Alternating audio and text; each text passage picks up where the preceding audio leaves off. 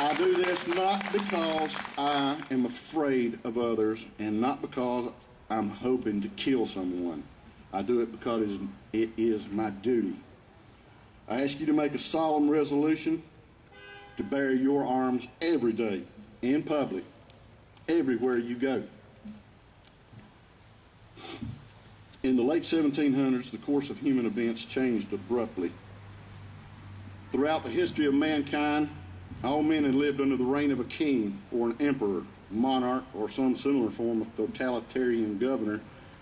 All the nations of the world were ruled by kings, except for Switzerland.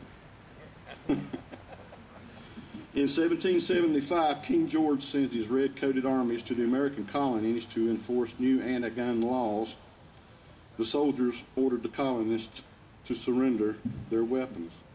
In Lexington, a small band of farmers decided that the British would not take their guns, but they freely gave them the bullets. For the first time ever in the history of mankind, farmers, merchants, smiths, doctors, and lawyers not only took on the largest, most powerful, best-equipped army in the entire world, they whipped that army and sent them back across the Atlantic to tell King George to go mind his own business.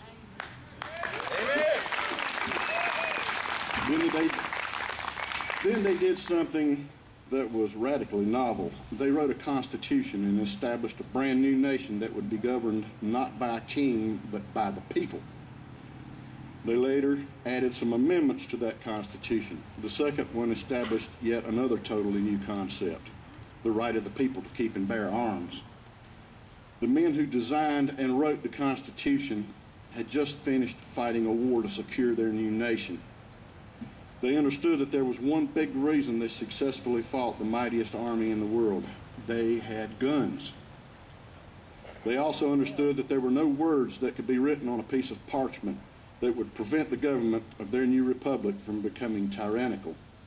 They understood that the only thing to prevent tyranny was the same thing that had just defeated tyranny: an armed people. The right to keep and bear arms is our most important right. Thomas Jefferson said, "No free man shall ever be debarred the use of arms." He also said the strongest reason for the people to retain the right to keep and bear arms is as a last resort to protect themselves against tyranny and government. The federal government, established by we the people to serve we the people, are bound only by the Constitution.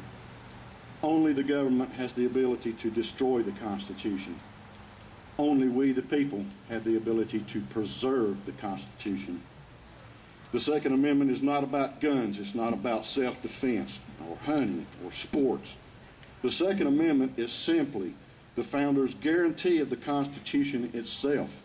It is the Constitution's self-defense against tyrants that would disregard and destroy it. The Second Amendment was put in place to provide the means for we, the people, to preserve our Constitution and thereby our republic. Therefore, since only the government can destroy the Constitution and only we can protect it, it is our solemn duty and responsibility to be willing, prepared, and properly armed to do so. Yes. I have a question. What is the most important part of the Second Amendment? It reads, "A well-regulated militia being necessary to the security of a free state, the right of the people to keep and bear arms shall not be infringed." What's the most important part of that? Shall not be infringed. Is it the regulated militia? No. Is it the words "right of the people"? No. Is it the words "shall not be infringed"? Yeah. Actually, the most important part of the Second Amendment is the period at the end of the sentence. Shall not be infringed, period. When they wrote that, they placed that period and they were done with it. They started with the Third Amendment. They did not have any ifs, ands, or buts to add. There were no conditions and no exceptions. The men who wrote our Constitution did not waste time with needless words. They said what they meant, they placed periods, and they moved on. Every word in the Constitution was carefully debated.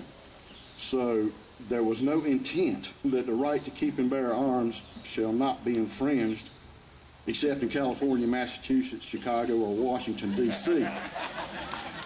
They didn't leave room for interpretations like shall not be infringed as long as the barrel is 18 inches. They did not leave room for shall not be infringed as long as you don't carry concealed without the permission of the government. There's only one way to interpret the Second Amendment: the right of the people to keep and bear arms shall not be infringed, period!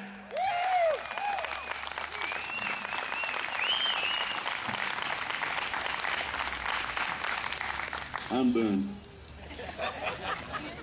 I'll close by answering one question. In the last couple of years, I've heard many people ask this question. If we could bring back the Founding Fathers to see the state of our republic, what would they do? I think I know the answer to that.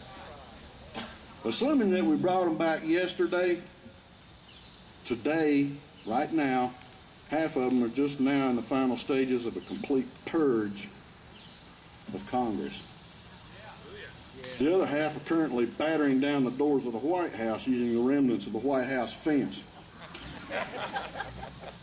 Don't laugh and don't cheer, because tomorrow they're coming back here to kick our lazy, complacent, apathetic asses for letting affairs get to this sorry state and current level of stupidity. Thank you.